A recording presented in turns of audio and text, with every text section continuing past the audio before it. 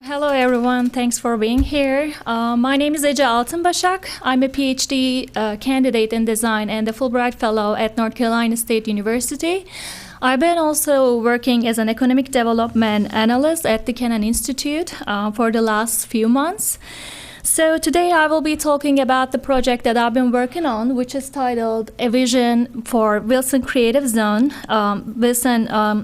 Creative Zone, Phase 1 Case Study Research on Innovation Zones and Art Districts.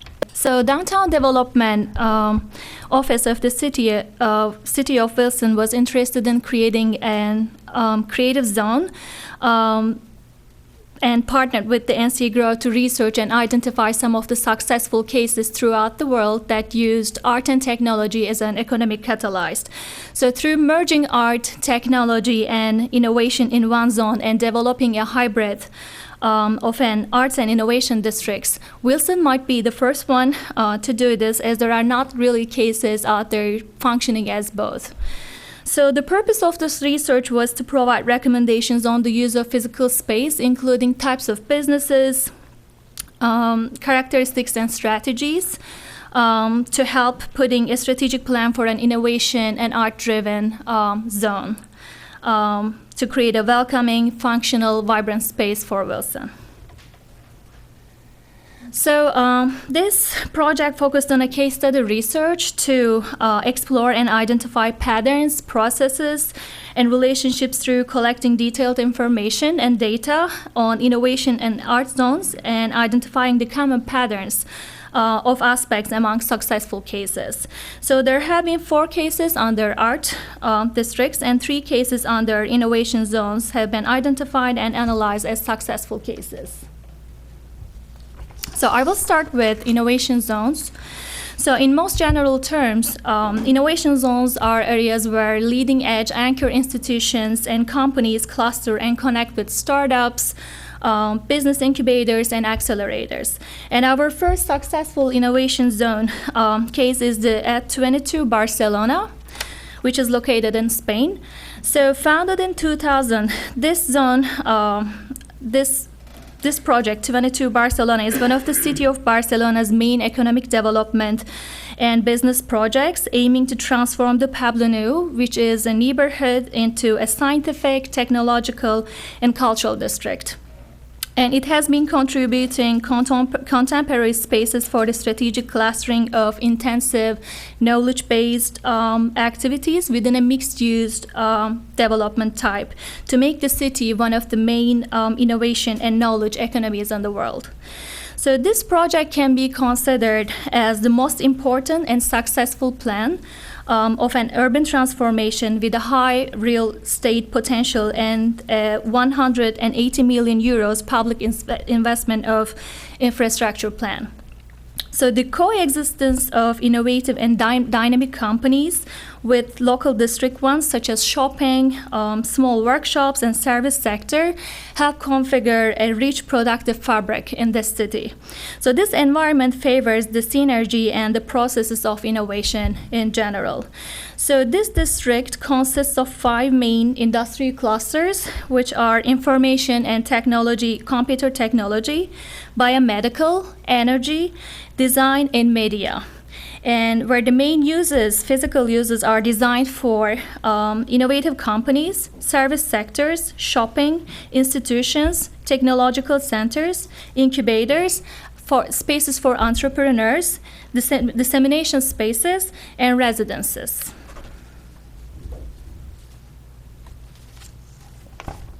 So some of the distinguished features that led to this district's success can be summarized. Firstly, one of the most important aspects of the project was providing affordable housing for the community, for the users, for the businesses.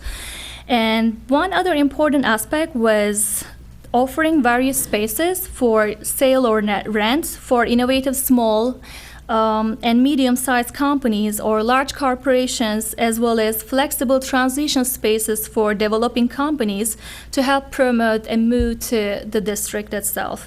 And also supporting innovation and access to technology through emerging technologies and business networking and work sessions through technological events were some of the most successful strategies that the district used. So the second case is the Central Keystone Innovation Zone, which was founded in 2007. So the Pittsburgh Central Keystone Innovation Zone is comprised of a group of educational institutions, businesses, community-based organizations, and government agencies, aiming at attracting institutions working in the life sciences, information technology, energy sectors, and advanced materials. And in order to attract organizations, the strategies that were used are using tax credit and grant programs, internships and student business awards, educational and networking events, and numerous economic development initiatives. And the practices that made this zone successful can be summarized with, firstly, providing services for the community, and community participation and engaging with underserved communities.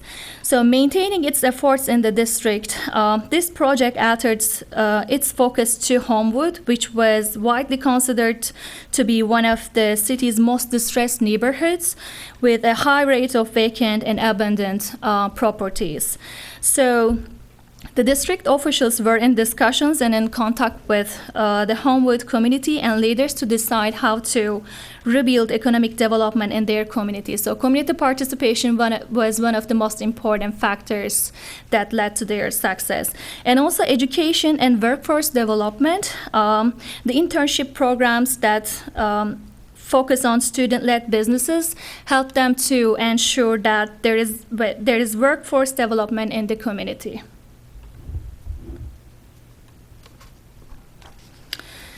So our next case is the Cortex Innovation Community, which is located at St. Louis, Missouri.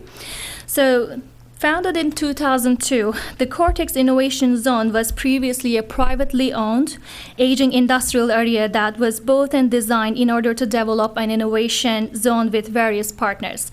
So as one of the most successful innovation zone cases throughout the world, Cortex provides state-of-the-art biomedical science and overall technology research facilities to hatch some of the nation's most promising technological advances.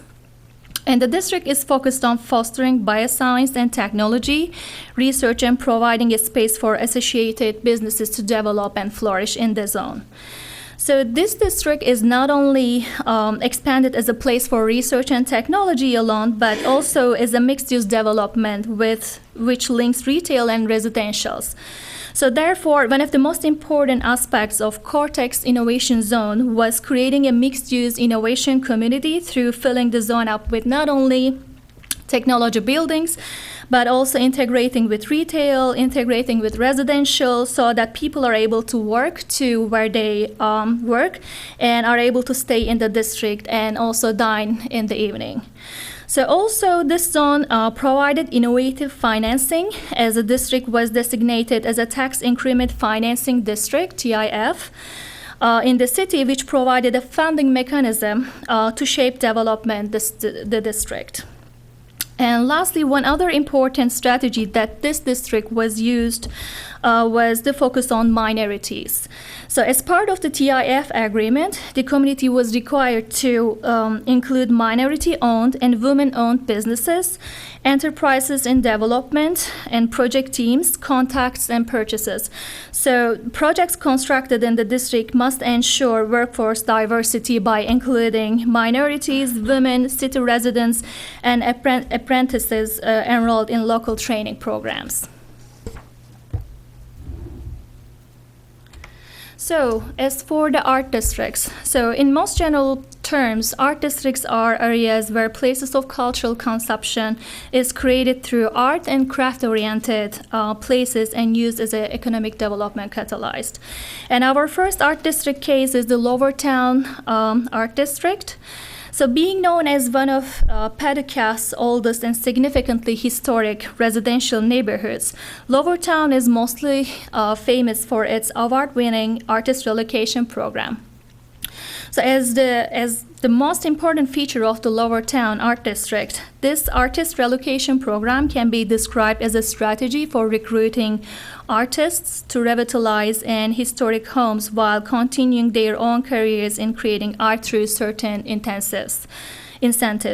So this artist relocation program was successful enough in recruiting more than 75 artists, residents, and businesses to Lower Town, whereas artists actually invested more than $30 million. So this program was based on giving artists a residence and pay for their housing, as well as a grant to help fund their projects in the zone. So the distinguished features and strategies that make the Lower Town Art Districts can be successful can be summarized with, first of all, focusing on developing and marketing the town as a whole. So to retain and build a compatible business mix, the Main Street program created a targeted recruitment program and a strong package of incentives, including financial loans, grants, healthcare packages for artists. And secondly, while recruiting new businesses was essential to a thriving downtown, maintaining the existing businesses was also equally important for them. So in order to achieve that goal, Paducah Main Street launched a membership participation incentive program in which members can offer their services at a discount to other members and to new businesses that contribute to the success of the downtown and the art district. So, in addition to the successful strategies on businesses, one of the most important features of this art district is their planned action on the physical environment. And these aspects are, first of all, along with preserving downtown's historic buildings, Paducah Main Street realized that it needed to create an inviting atmosphere. So for both shoppers, workers, residents, visitors, and the artists. So to this end, efforts have been made on developing attractive walks, seasonal landscaping, alluring window displays, and public art. And one of the organization's most successful fundraiser was also the Buy a Brick program. And in this program, areas of sidewalk were designed as commemorative walks where nearly 600 people bought bricks, raising enough money to pay for city blocks with white brick sidewalks and install garden areas. So the sidewalk gardens are maintained by local garden clubs and private citizens, as are the most of the commemorative park benches and public art sculptures in the district. And another way that Lower Town has attracted artists and visitors was promoting their cultural assets in a walkable distance. So the whole art district can be described as a walkable area, which also helped to achieve their goals. So our next case is Crossroads Art District, which is located in Kansas City, Missouri. So through forming approximately 390 acres today, the Crossroads Art District has been named one of the 15 great places in America by the American Planning Association through its successful conversion of old warehouses, historic buildings, bike sharing stations, and public transportation. So once filled with vacant buildings, the district today is being home to more than 400 local artists and 100 independent studios, and also is considered as one of the most concentrated gallery districts in the nation. And the purpose of this project was to turn what was once a handful of artist studios and galleries into a cultural center for creative arts, tech innovation, and destination dining.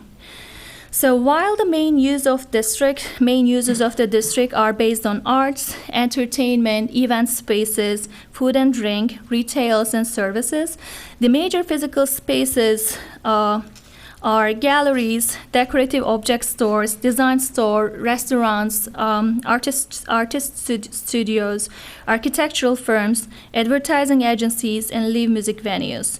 So also the residential area includes small-scale grocers, bakeries, home decor, dentists, pet stores, yoga studios, banks, movie theaters, printing services, coffee shops, and restaurants, which are centrally located near downtown and the art districts.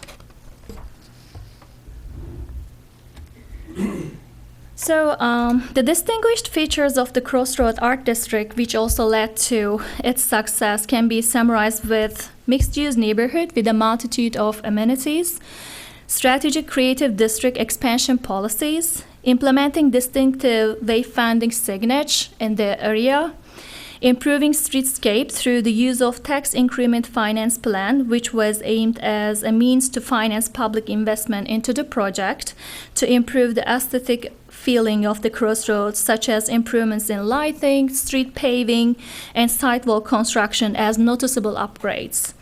And also significant works of architecture, providing world-class art museum, and providing events such as First Friday, Art Crawl, Second Saturdays, or annual music festivals, and creating a landmark venue as an arts destination to draw attentions for both artists and visitors and communities, such as the Kaufman Center for the Performing Arts and the Green Community Garden as an addition, which promotes also green technology.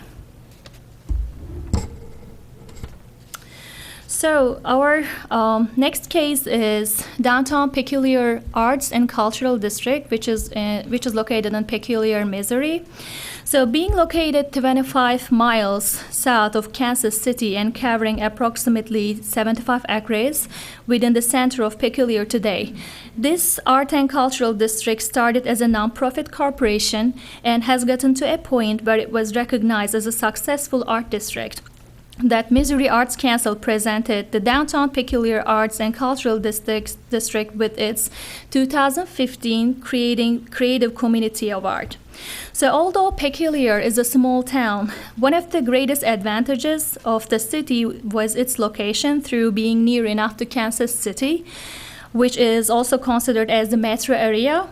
So this aspect helped Peculiar to both ensure the availability of big city attractions to community and having access to people who are traveling through in the metro area. So the amenities that are included in the zone are bandstand, outdoor theater, West Pocket parks, benches, street lights with planters and banners, street musicians, unique people moving systems such as electric golf carts, temporary public art walk, festivals, events, farmers and artists market, and holiday events and decorations. So although there was a difficulty in finding enough information and documentation on the district's current conditions due to district's board is actually dissolving.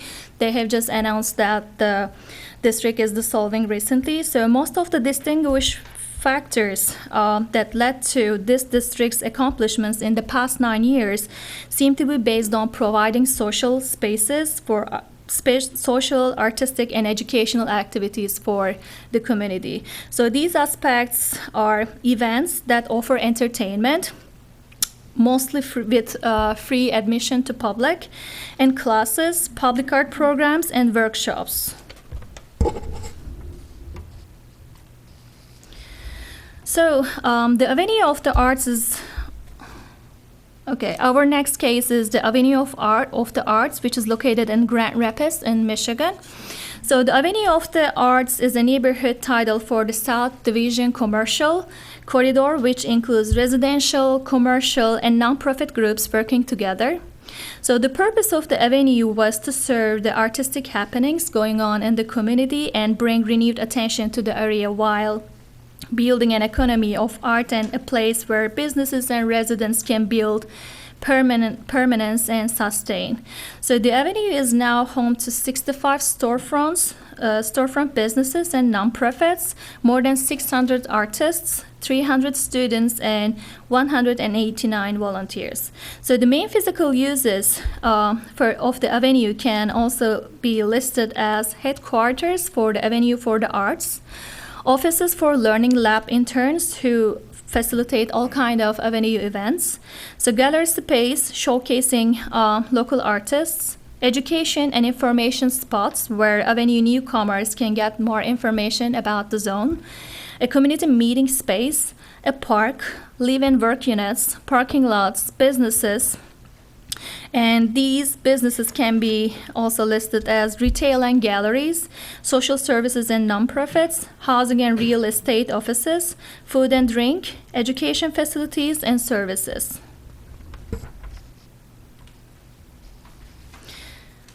So, the distinguished features of the Avenue for the Arts can be summarized through, first of all, the art prize competition. So in 2009, Grand Rapids has conducted an annual art prize competition, which has grown to become the largest competition of its kind in the world, in which the local economy saw a very strong boost from this activity as it's helped bringing tourists and visitors into the site. So overall, this competition was the most effective aspect or strategy in terms of bringing artists and tourists in, and also putting the zone in an international spotlight. The second distinguished feature is the store. So being considered to be retail side of the avenue, the idea behind store was to be a shop where local artists can sell their goods, whereas the entire store can be easily moved to another location. And the reason why store is unique is because all of the shelves and the tables in store are on wheels and compactable that can be moved to any storefront location when desired. The third aspect is renovating the buildings into affordable live and work spaces for artists, but mostly open loft-style spaces with amenities designed to appeal to artists. Next aspect is collaboration. So an arts advisory committee, along with online survey results, helped mold the design of the apartments, which were renovated and used as artist live and work spaces. And also community involvement and participation is one of the most important aspects of this zone's success. So community workshops and focus groups, through having community members evaluate what forms of public artwork local residents would like to see in the future, help them to establish the sense of community and sense of ownership as well. So also events such as First Friday, Free Radical Gallery Show, or Urban Lights event, Avenue for the Arts Market, which target both residents and businesses through street entertainments, also help them to achieve their achievements. And also providing spaces for arts-related business classes. So entrepreneurial classes to encourage the growth and expansion of the arts-related businesses activities of residents as an expansion of arts-related business activities. And also providing businesses courses, hosting lunches for business and nonprofit managers, and facilitating art shows in traditional businesses help them to achieve their goals. So, in summary, for innovation zones, the success factors can be summarized on, first of all, physical assets, such as green space, transit, and mix. Secondly, economic assets, such as incubators and talents. And lastly, networking assets, such as meetups and shared workspaces, themed networking events, brainstorming events, and social media. So, innovation zones, the most common types of spaces can be listed as science and technology facilities, lab and office spaces for rent, and innovation centers. So these are like the must-haves in innovation zones, the fundamental types of spaces. And also the success factors that lead to innovation zones goals and achievements can be described through presence of companies which serve as a reference in the sector, support and presence of the most relevant institutions, existence of spaces for small and medium-sized businesses, settlement of universities, continuous education and professional centers, active technology centers, the creation of specific business incubators, the construction of residences for professionals, spaces of exhibition and spreading of the innovation and works of the sectors, and specific services. As for the art districts, the common characteristics can be summarized as, first of all, most of the districts were built around existing cultural facilities, mainly museums and old historical buildings. So many of these facilities, along with the neighborhood around them, were actually decaying. And secondly, another common characteristics of art districts is their proximity to convention and meeting spaces, as well as festival retail markets, sports complexes, parks, waterfronts, and etc. Another important aspect is providing live-in workspaces with a variability in extent, type, and condition, but more importantly, often at affordable rates. Zoning is also another important factor in the creation of an art district, where it can either inhibit or promote the type of growth desired for the district. So special zoning is required for a district that wants to develop a living and a working space in the same zone. And also, art districts have a number of instigators, including arts and artist organizations, local growth coalitions, and downtown business groups. So collaborations between these groups and the local government are key in the formation and the stability of these art districts. So within art districts, there are also very certain specific types of spaces. First one is artist centers, which often function as resource hubs and places to socialize and display artist work. Second one is artist live-in workspace and studio buildings, which, as their title suggests, function as places for artists to live and work, again, often at affordable rates. And small performing art spaces, which function as affordable community venues for the performing arts. So these types of spaces are vital within districts, as they help to attract and retain artists by providing social and professional networks and access which they wouldn't otherwise have. So the most common uses among art districts are galleries, craft and decorative object stores, design stores, art supply stores, restaurants and coffee shops, artist studios to live and work, residentials, architectural firms, advertising agencies, music venues, performing art spaces, educational facilities for children and youth, art and design schools and museums. And the success factors among these art districts are mixed-use neighborhoods with multitude of amenities, a strategic expansion policy, distinctive wayfinding, streetscape and architectural characteristics, events which are targeting both artists, residents, and children and youth, public transportation and accessibility, entertainment venues and shopping options nearby. This is one of the most important aspects, actually, and outdoor recreation or amusement. So, to summarize all the cases and the findings. So art and cultural districts are often mixed use, incorporating retails, office, and residential spaces. They further allow frequent and repeated contact. So such variety of creative businesses and other land uses, from restaurants, theaters, and wine bars to gardens and street life, they all to ensure vitality and facilitate social interaction as an necessary and as a must-have in these art districts. Because art and culture are exchanged within social settings, the cultural economy depends on the ability for the interaction of work and social lives. So this interaction is especially important as it facilitates the merging of different creative industries. So the literature also shows that the cultural economy is most efficient in the informal social realm, as separate creative industries collaborate with another, review each other's products, and offer jobs that cross-fertilize and share skill sets. Coffee shops, restaurants, and nightclubs are not only attractive assets of art and cultural districts, but also essential infrastructural attributes of the cultural economy.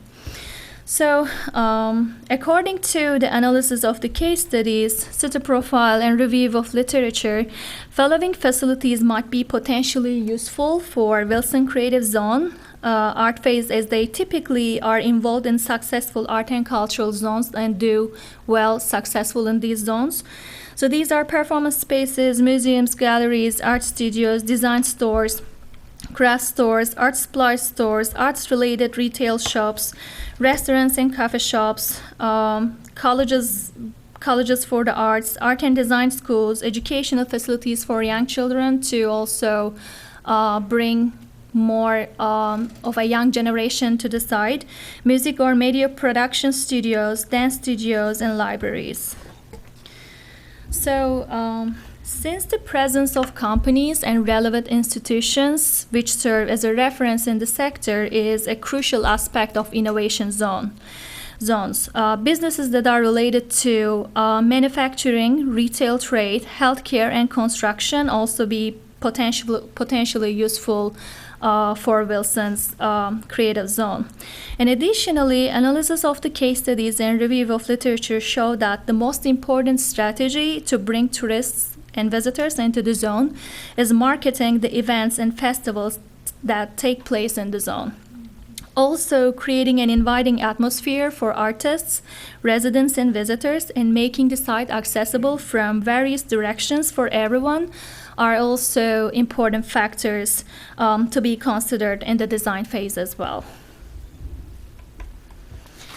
So, typically, to summarize these projects, these kind of projects take at least 3 to 5 years to complete and follow a certain structure. So, since community participation is one of the most important elements in creating art and innovation zones, conducting a comprehensive survey, which is specifically designed for Wilson's creative zone, is highly recommended to make sure that the places that are created will satisfy both artists and the community's needs and expectations.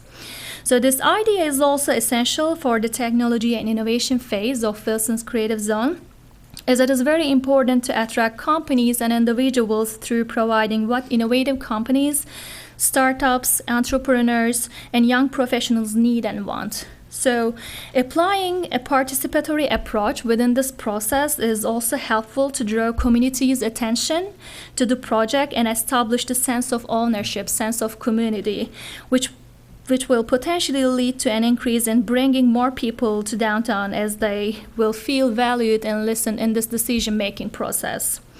Because although the case studies can help us to have an idea of what types of spaces and businesses typically do well in innovation and art zones, in order to specify those aspects and narrow down potential ideas, community input is a must-have step within this process. And it is suggested that combining the results of case studies with real user needs and expectations will provide the best ideas for Wilson's creative zone. So thank you all for listening.